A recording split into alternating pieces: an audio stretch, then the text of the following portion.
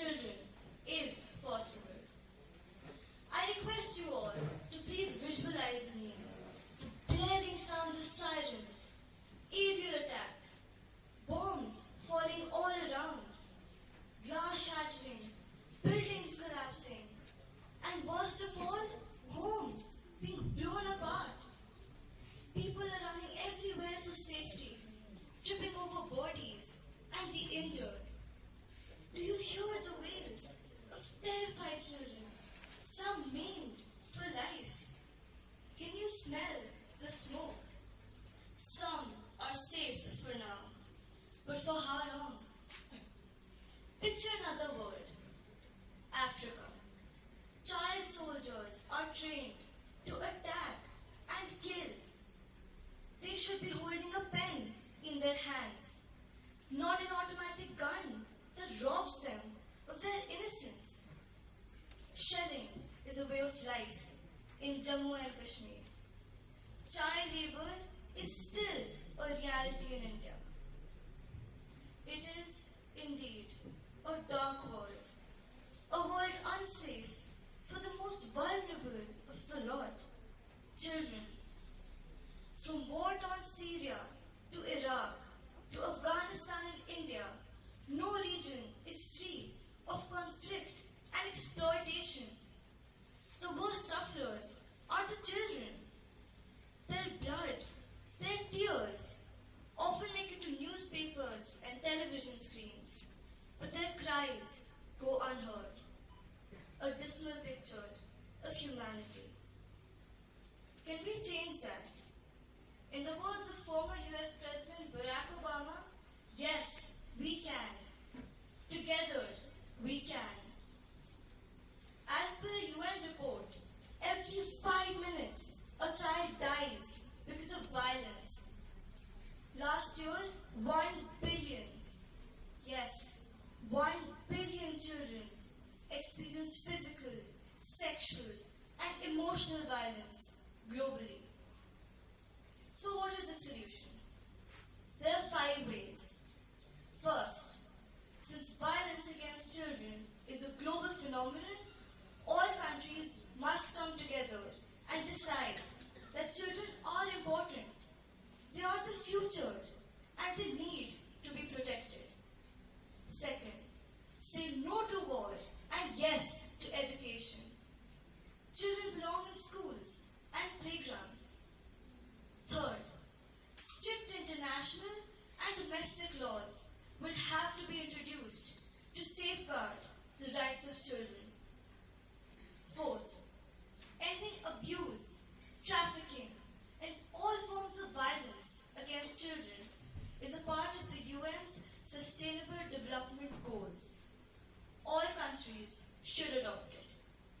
Fifth, there will be zero tolerance for gruesome crimes against children like rapes. I would conclude that the picture need not be gloomy. It can have the colors of hope, dreams, and new beginnings. A world free from pain, misery, and violence.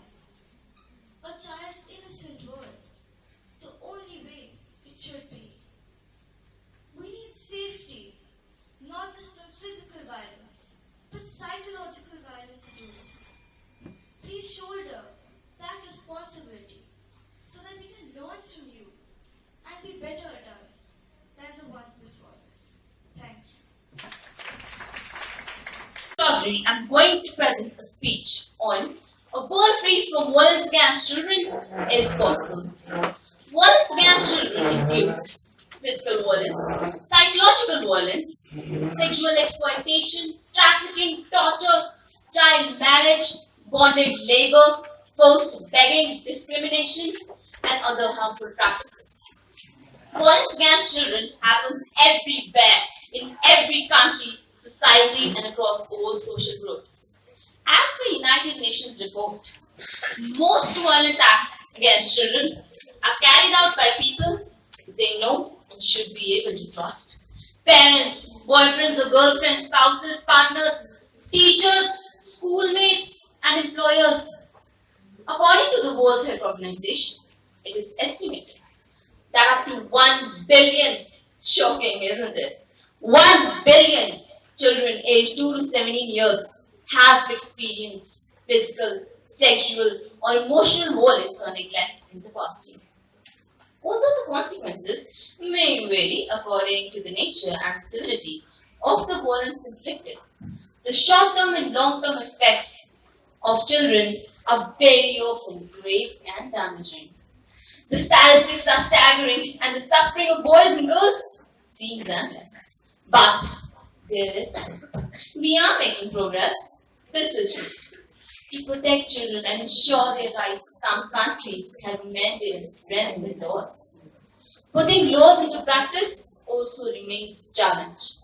A world free from violence against children is possible, but a few steps must be taken, such as investment in child-sensitive counseling, good parenting programs, in social support to families at risk, and in social inclusion initiatives to reduce the risk of children's exposure to incidents of violence. There must be a coordination between the concerned departments and the monitoring mechanisms to assess progress and evaluation of implementation efforts. A greater focus must be given on vulnerable children, who include children with disabilities, children growing up in poverty, children living and working on the streets, and children belonging to minorities. Awareness programs against violation would bring dividends for children, communities, and society as a whole. An ongoing commitment must be given towards the development and participation of children. Together, these mutually reinforcing measures are critical to secure the protection of child victims and prevent violation. Governments have also made significant strides in the fields such as health, nutrition, water, sanitation, education, and child protection. Civil society groups and individuals also have important roles to play. The UN family, for its part, remains constantly committed to this work. And towards the end of my speech, may I ask one question? What exactly will we get by hampering the beautiful minds of these children? Do you want to be stuck with the same old ideologies and theories of yours? What exactly will you get? And why do we think that is what is only the responsibility and authority of the states, the World Health Organization, the NGOs, the centers, and the leaders of our countries to prevent violence against children? It is an individual thing. It comes from the heart. It belongs to me and you. It starts from me and you. So let's all pledge to give a needy contribution towards the construction of a world free from child abuse. Thank you.